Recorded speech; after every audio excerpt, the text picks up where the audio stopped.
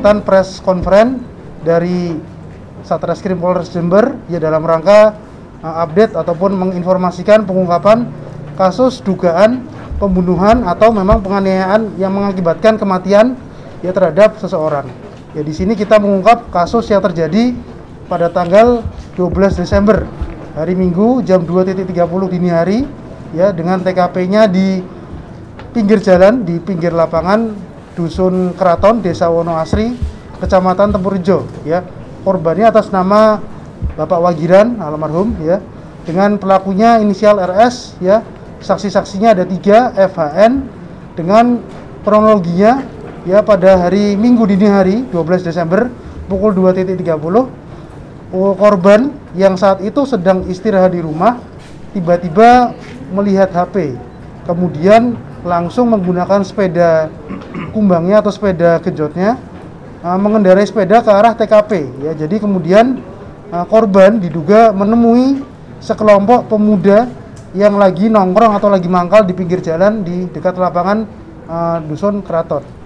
Ya, kemudian akibat ada perselisihan paham yang diduga korban merasa tidak suka ya dengan suara knalpot brong yang dibawa oleh tersangka dan teman-temannya ya. Jadi tersangka ini nongkrong dengan motor yang tidak sesuai spesifikasi knalpotnya brong ya. Atas dasar itu kemudian korban melakukan peneguran ya, mungkin karena memang kata-katanya ada yang dirasa kurang pas sehingga memancing emosi daripada tersangka ya.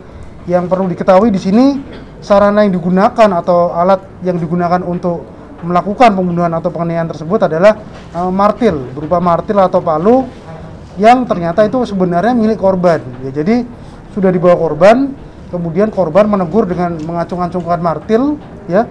Kemudian tersangka karena memang emosi, kemudian terjadi perkelahian atau pergumulan dengan korban ya.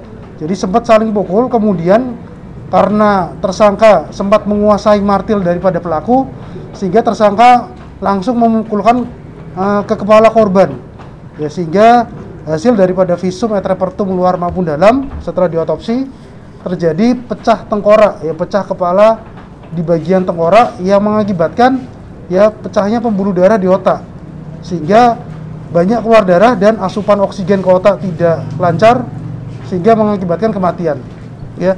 Yang bisa kita amankan dari perkara ini ada 1 orang tersangka ya, inisial RS, kemudian barang bukti ada sepeda motor milik tersangka dan juga sebenarnya ada sepeda milik korban cuma masih kita amankan juga. Kemudian ada juga sarana berupa palu atau martil yang digunakan oleh pelaku ya. Untuk pelaku sendiri ya beberapa hari kemudian telah kita amankan ya, sempat ada di Gumas dan kita amankan di daerah Tempurjo ya.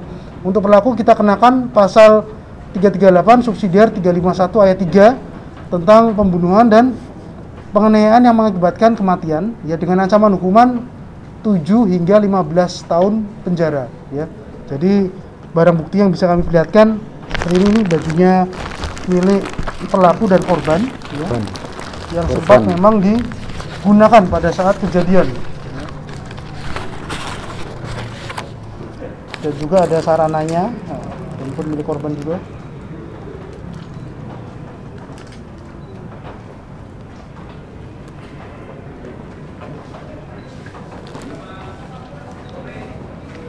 Oke ya.